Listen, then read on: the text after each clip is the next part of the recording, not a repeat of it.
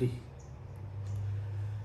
कभी राम के कहने पर सीता ने दिया था अग्नि परीक्षा, लक्ष्मण ले गए थे वनवास दे दिया था। आज अगर ऐसा होता तो अनेकों धाराएं राम पर अधिरोपित होती। राम आदर्श और मर्यादा पुरुषोत्तम के रूप में उन्हें नहीं गिना जाता। इस समय एक और महिला को अग्नि परीक्षा देना पड़ा है, जो आप सोचेंगे तो आपका दिल दहल जाएगा। अपने गोद के बच्चे के लिए उस मासूम को जिसको 9 महीने तक मांस के लोथड़े के रूप में अपने पेट में पाला था, उसके जीवन के लिए अग्नि परीक्षा देना पड़ा है। अग्नि परीक्षा वहां हुई है जहां माननीय सर्वोच्च न्यायालय है, जहां महामहिम राष्ट्रपति बैठते हैं और जहां प्रधानमंत्री जी बैठते हैं, जहां संसद भवन है, जो प्रधानमंत्री जिनका करोड़ों करोड़ का होर्डिंग लगा है मुफ्त वैक्सीन, और वहीं 10 महीने के अपने लाल के इलाज के लिए वह महिला जाती है और एम्स में उसकी अग्नि परीक्षा होती है। जी हाँ, मैं बात करना चाहूँगा आयांश का, जो 10 माह का है और उसे जो बीमारी है वह बीमारी एक तरह से लाइलाज है। 16 करोड़ रुपए का इंजेक्शन लगेगा।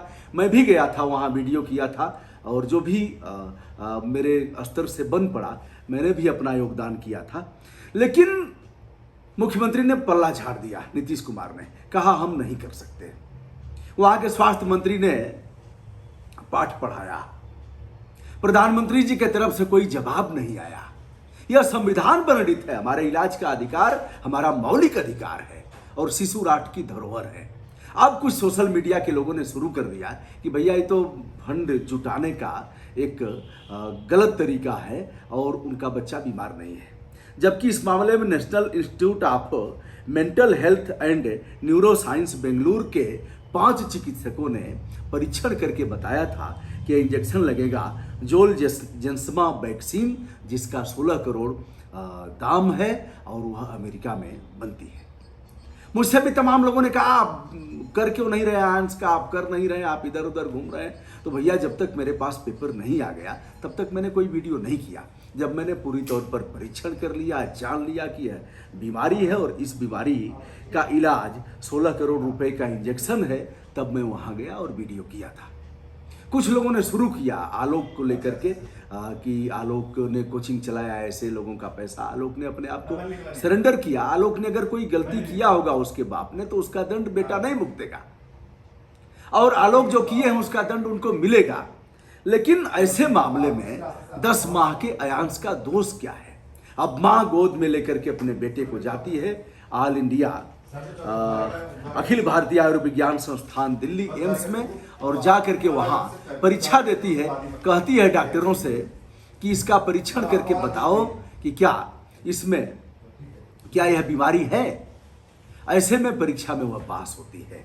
डॉक्टरों ने कहा कि यह जिस चिकित्सालय ने दिया है national institute of mental health and neuro science Bengaluru ने, यह इस पर हम कुछ टिप्पणी नहीं कर सकते, यह बीमारी है, बताते चले।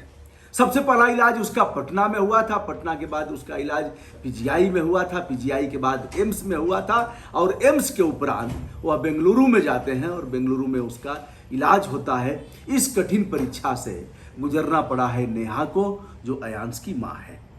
दोस्तों, ऐसे में जिन लोगों ने इस प्रकार का वीडियो किया है, आपत्तिजनक वीडियो और ऊल जलूल बयान दिया है, उनके गुड सेंस की कामना करता हूं। जो फंडिंग हो रही थी, लोग दे रहे थे, मैंने दिखाया, कोई सब्जी वाला आ रहा है, कोई ठेला वाला आ रहा है, कोई वॉचमैन आ रहा है और कोई छात्र आ रहा है। ऐसे लोगों ने कोई गा करके कर रहा है, कोई जो भी जिसके पास है वैसे लोग कर रहे थे। और इन लोगों की वजह से, जिन लोगों ने ऐसा किया और बताया कि कोई बीमारी नहीं है, तो उन लोगों की वजह से वह रुक गया। गुड सेंस की कामना करता हूं नीतीश कुमार जी के, अब तक इलाज करा देना चाहिए। एक भी पत्र नीतीश ने नहीं लिखा होगा। नीतीश ने अगर लिखा होता प्रधानमंत्री को, प्रधानमंत्री जी संज्ञान लेते इसका और अमेरिका से बातचीत होती वहाँ, तो वह इंजेक्शन दे देता। ऐसा नहीं है, इंजेक्शन दे देते। बड़े मानवीय पक्ष और सभी लोग करते हैं। कोरोना काल में भी तमाम देशों ने एक दूसरे देशों की मदद किया है। कोई आपदा आती है उसमें भी मदद करते हैं लोग। तो यह दोस्तों बड़ा दुखद पक्ष रहा। मैं बाहर हूँ, इस समय उत्तराखंड में हूँ। एम्स में जाकर के जिस तरह से नेहा ने परीक्षा दिया है, यह बहुत दुखद है। बीमारी की हालत में ट्रेन से लेकर के जाती है वह महिला और जा कर के दिखाती है, डॉक्टरों से गुहार लगाती है, रोती है और गिड़गिड़ाती है कि आप एक प्रमाण पत्र दे दीजिए कि क्या इस बीमारी से हमारा बेटा जूझ रहा है कि नहीं। डॉक्टरों ने प्रमाण पत्र भी देने की बात किया है कि हम प्रमाण पत्र देंगे और हम आपके पते पर भेज देते हैं। यह स्पाइनल मस्कुलर एट्रोफी टाइप 1 जो दुर्लभ प्रकार की बीमारी है, इसमें मांसपेशियां शिथिल होती जाती हैं और कुछ दिन का ही मेहमान वह व्यक्ति होता है, वह बच्चा होता है जिसको हो जाता है। अयांश के साथ हमारे भी कई वीडियो हैं दोस्तों, उनके गुड सेल्स की कामना करता हूं। और महिलाओं के पास जो ताकत है, नेहा ने माता सीता की अग्नि परीक्षा का अनुकरण करते हुए दिखाया है कि हम पवित्र हैं और हमारे ऊपर कोई दाग नहीं है। हम बच्चे के लिए माँ सब कुछ कर सकती है।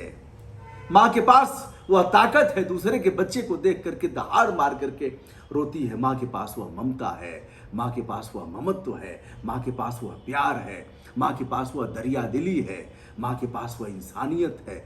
माँ दुर्गा है, माँ सरस्वती है, माँ पन्ना धाय का त्याग है।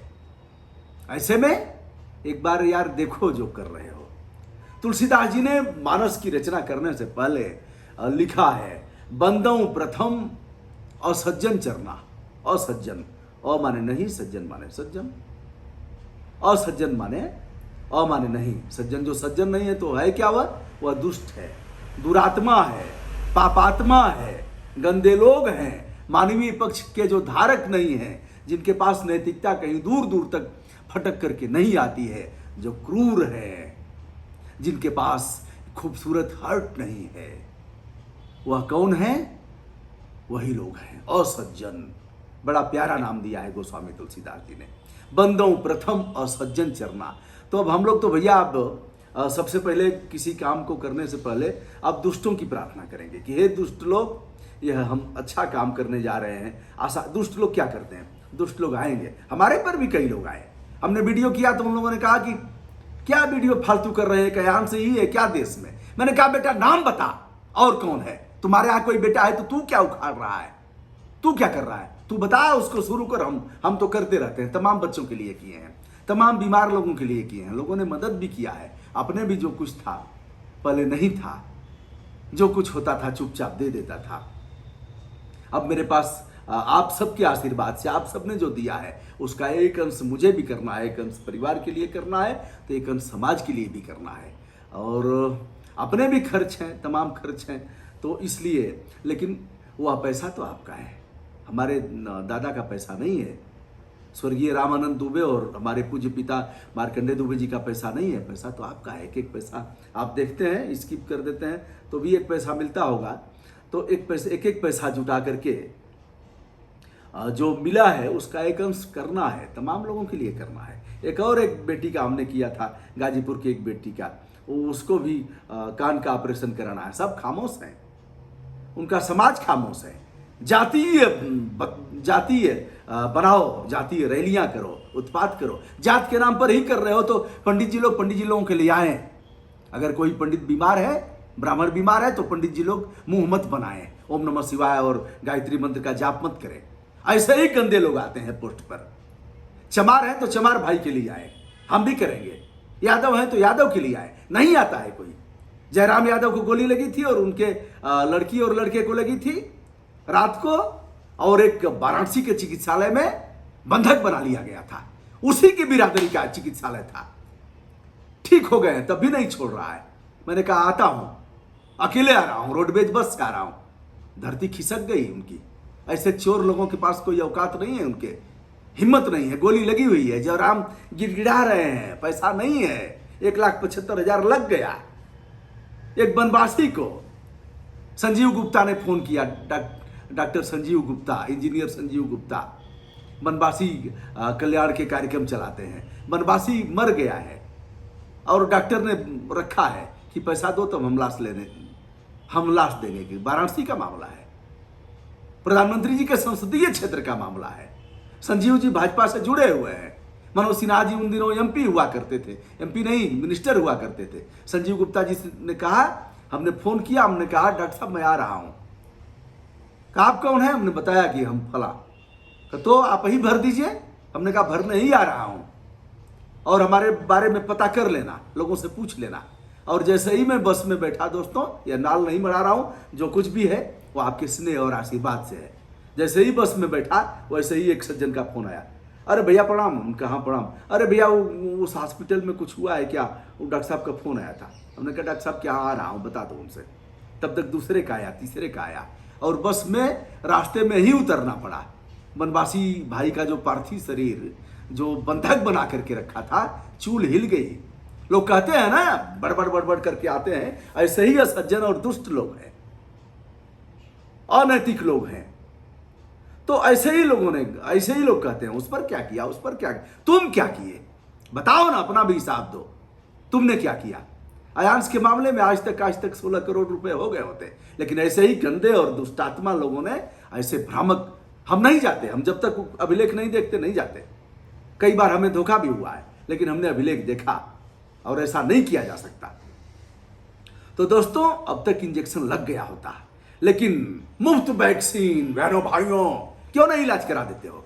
दादा का पैसा है, किसने पैसा दिया है? कहां से वैक्सीन आया है? हमारे टैक्स का पैसा है।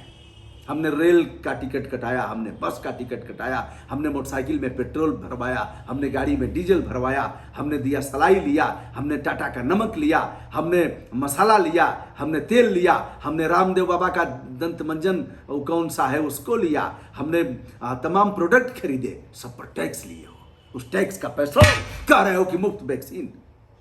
शर्म नहीं आ रही है कहते हुए? किसके दादा का पैसा है?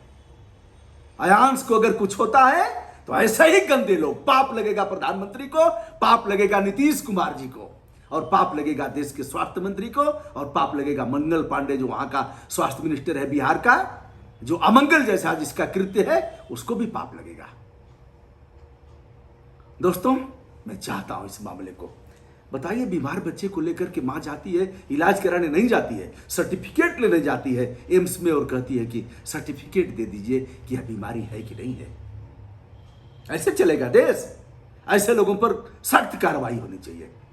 जिनको नहीं पता है कि हमारे वाक और अभिव्यक्ति की आजादी का तरीका क्या है, उसके आयाम क्या है, हमारे अधिकार क्या है, किस सीमा तक हम जा सकते हैं। हमने जो प्रधानमंत्री मुख्यमंत्री जी को बोला है, यह हम अपने अभिव्यक्ति की आजादी की सीमाओं में रह करके बोल रहे हैं।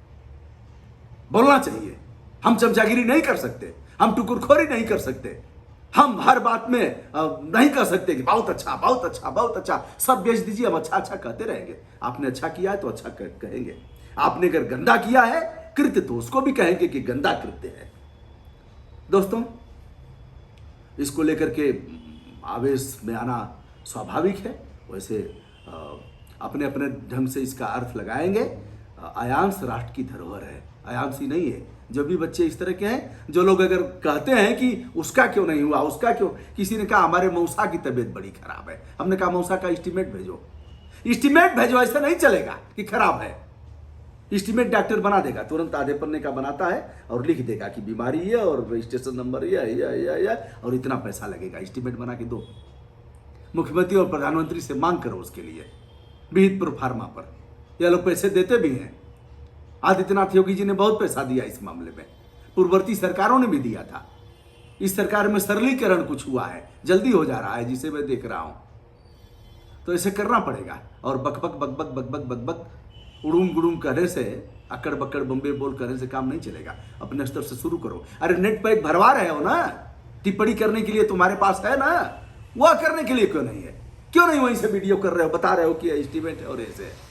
तो भैया चलिए, उनके गुड सेंस की कामना करता हूं।